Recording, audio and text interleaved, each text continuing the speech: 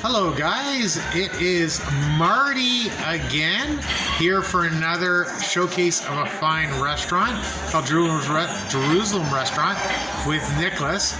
So Marty, why don't you introduce us and take it away? Well, I'm so excited to be here. First of all, we have been here, we used to come all the time, and we come for lunch with my friend Mateo, who, looking so wonderful over there. And we have had such great times here with the food. We thought, well, let's go back because we heard there's a belly dancer. And we came back actually a week ago, and we're amazed at the food. So Nicholas, right? Yes. Is that Greek? No, I always say I'm Canadian because I'm born here, but background's Croatian Swiss. Croatian Swiss. Nothing to do with the Middle Eastern. But, Who's Croatian? my dad. And who's Swiss? Mom. Mom, that's good. So you speak? I speak a little bit German? of French. No, it's French part. Geneva. French part. Geneva. So what makes this restaurant so special? It's so fresh, so innovative and exciting. What makes it so good? What I would say was make it is because we've got the same cooks that have been making the hummus for the last 30 years, 35 years. They didn't die here after that. No. If they left here, they would probably die. Right? But it's all homemade. That's the key. Everything's made from scratch. Everything's made from scratch. 95%. I was explaining before earlier, there's some desserts that aren't. Yeah. But everything else, we make it from scratch. Even the meat that you eat, we have downstairs where we butcher it ourselves. No, really? Yeah. And we've got our own grinder. We grind our own meats. You're kidding. Everything's made downstairs. Wow. When we order lamb, we get like the whole piece and we chop it up. Right, so We got a little pasture in the back. yeah, that would be the next stage. That would be the next stage. So But it's all fresh. It's all made here. It's like Yeah. mom and dad, right? It's a mom and dad shop. Yeah. it's been What around. is your favorite thing when you're here? Hummus? What I eat the most, hummus. Right, the hummus I'll eat the most. That's the hummus, Yeah, I eat the beet salad because it's healthy for you, and I like the beet salad. Yeah. Lentil soup to The die lettuce for. soup is amazing. Yeah, and then lamb. I'm a lamb guy, and I don't like it too lamby, so the lamb here is never too lamby. Right. We have Ontario lamb. Oh, it's Ontario, not New Ontario Zealand. lamb, no. Wow. No, Ontario lamb. That's why it goes to the price. So it's More expensive. Oh yeah. Mateo loves that. Yeah. That's Mateo right over there. Mateo. Oh, hey. That's Mateo. He's my dear friend. He Yeah. actually worked on all the TV shows. Oh, excellent. So let's start over here. So this bread here is a pita bread. What's on top? So that's very traditional Middle Eastern, and that's probably our number one selling flatbread. It's called Zatar. Yeah, It's a mix of thyme, sesame seeds, some spices, and olive oil. I love this. So then it's in a kind of a sauce, but when you cook it, the olive oil settles in, and it just sits on top. Yes, yeah. Yeah, it goes actually really good with labneh. So a lot of people like eating the Zatar with the labneh, which This is is a labneh? yes, a pressed yogurt. Oh, we had Right. that. So a lot of people like mixing it. You don't have. It's not Yeah. normal, but a lot of people like mix it quite, and it goes well together. It does. Yeah. That looks like a Greek salad. to Yeah, me so right that's there. the Mediterranean part. It's not Middle Eastern, but just a Greek salad. We have Right. a couple things that aren't really Middle Those Eastern. Greeks sneak into everything, don't they? They do. But the food crosses, right? Yeah. Middle Eastern, Mediterranean. Yeah. A lot of the foods are very similar through so many countries. Right. Right. You'll even have some Moroccan. You'll have some Greek food is very similar. Right. Right. It's just this is the way we do it, but we have chefs from everywhere here. Right. Right. I've got Egyptian, Lebanese, Palestinian. Oh, so it's authentic. Yeah. Wow. Yeah. So we And have this from here everywhere. is. That's tabbouleh. Tabbouleh. That's probably the number one. Can you say selling that salad. backwards? No.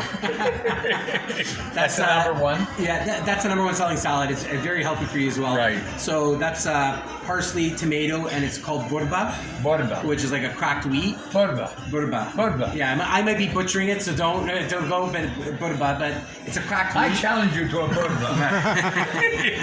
And if you ever wanted to make that, just say for someone, because that if you're hard to gluten free, you can't eat that one. Right. But a gluten free way to make that would be with quinoa.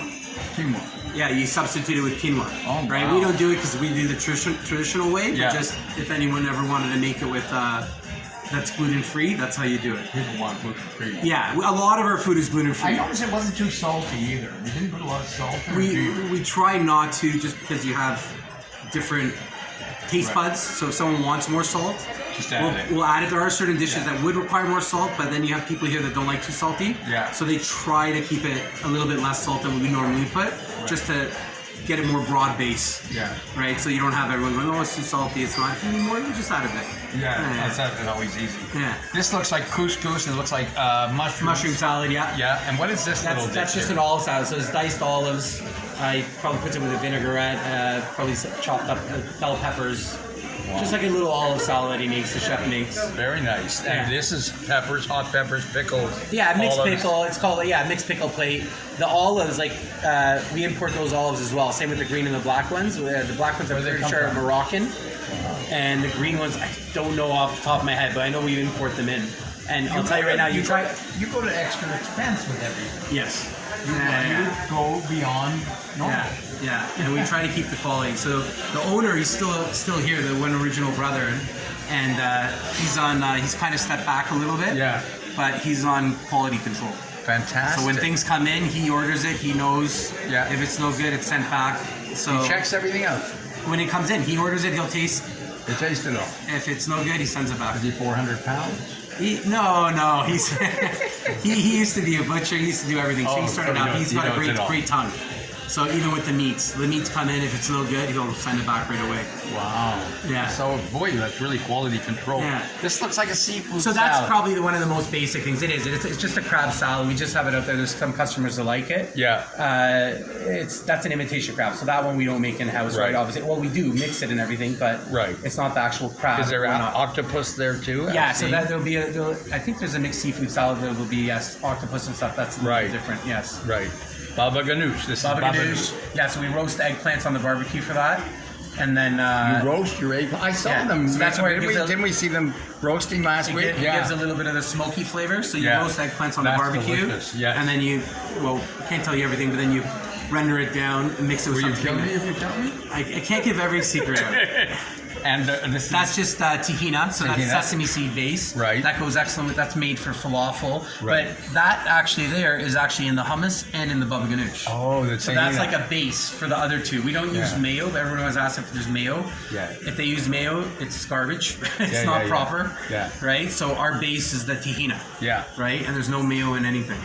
The hummus, we had 2 plates, I think. Yeah. Didn't we eat, Mateo? Yeah, we had 2 plates of that. Unbelievable hummus. Is there a secret? Just portions, and the guy's been making it for so many years. And what about the oil? Is that a really good olive oil? It's olive oil. Where's it from? We have 2 olive oils here. One of them is from Palestine, and then another one. The owner, he's not picky as far as when it comes to that. Another one's an Italian one. Yeah. But again, with the olive oils, he's picky. Mateo loves olive oil, don't you, Mateo? Where do you like your olive oil from? Well, I go to a few places to get it. Now I'm on a kick called Astir. Okay. So I import it from America. It's from Greece. Greece? Yeah. You give it to the owner, he goes like this, and he goes right away. It's either good or not. Really? That's how he is. And this is leafy and very heavy, and I like that taste. Yeah. Some people like it light, smooth, and nutty, but I'm leafy and thick. Yeah. You make your own pita. Yeah, all the bread's made here. Wow, that's a lot of work too. Yeah. Do you have a pita making machine? Well, we have a whole section back there. So I was explaining before to them, the oven was actually imported from the Middle East. We modified it to pass code.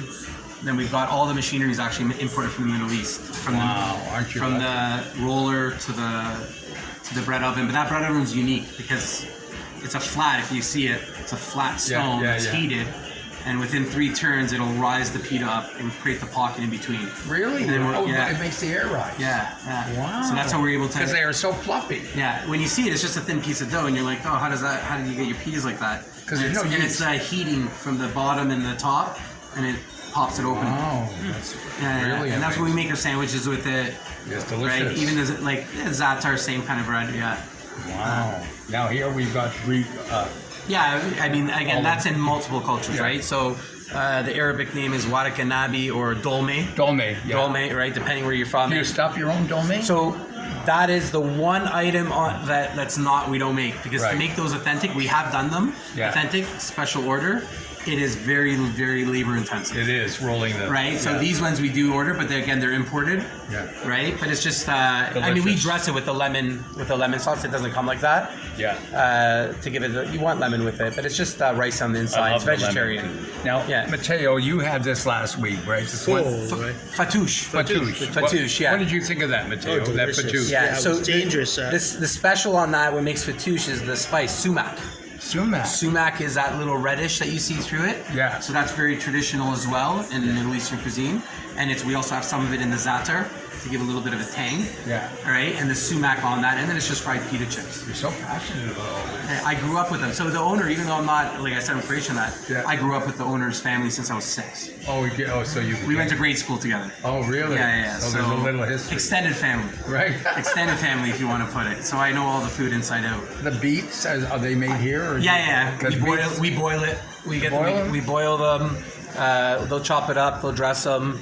Go down. Like I said, we get everything. We go down to the market every week, down to the food terminal. We get our own vegetables. We get everything. We don't get nothing ordered in. Wow. Meats, we go straight to butchers.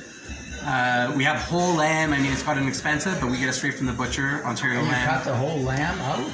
Not right now. Now we're getting the shoulders and the legs, but we have done the whole lamb. is a lot of work. Yeah. But I mean, when it comes to as far as like our lamb skewers or pieces of lamb, we'll do it from the bone. Right. We don't get it filleted or nothing. We do our own work. It's just added extra. Now the coleslaw looks like something my grandmother would make. It's a vinegar-based coleslaw. You know what? There's some things you gotta just have, like the roast beef on a buffet. Yeah. That you just have. But surprisingly enough, in our takeout, this is an option for the sandwiches. Oh, so they want it inside the sandwich. 80% of the sandwiches, they go give us the coleslaw. Wow, that's Right. great. So even though it's not really Middle Eastern, I mean, it has our twist to it. There's parsley in it and stuff, but people like it in the sandwich. What do you want people to know about Jerusalem? We've been around a long time. It's just the carrot, to be honest with you, the same what we've been talking about, that goes into the food. Because I've gone out to some places, and being in the restaurant industry now, I know right away when something's old, when something's, it's out of a box, right? You get veggies sometimes, you go to a place and it's, that it's from a bag, frozen and thrown out. Yeah. We're cutting our carrots. Like, everything is cut. Nothing is bagged. Nothing is that. Everything is from scratch. Amazing, huh? So that's the big thing, right? And that's what we probably, and that's what our customers that have been coming for a long time, that's why they keep coming back. Yeah. Right? They keep coming back because of that. So. And the future here. You know what? It's been tough. I mean, if we didn't have the customers we had through the pandemic and a takeout. You probably had a huge takeout. Yeah, we wouldn't have survived. No. I mean, this place is huge. So our takeout kept us alive, and our regulars. Yeah. Like, even though they were coming in, they were ordering on their big days and big takeout meals and stuff.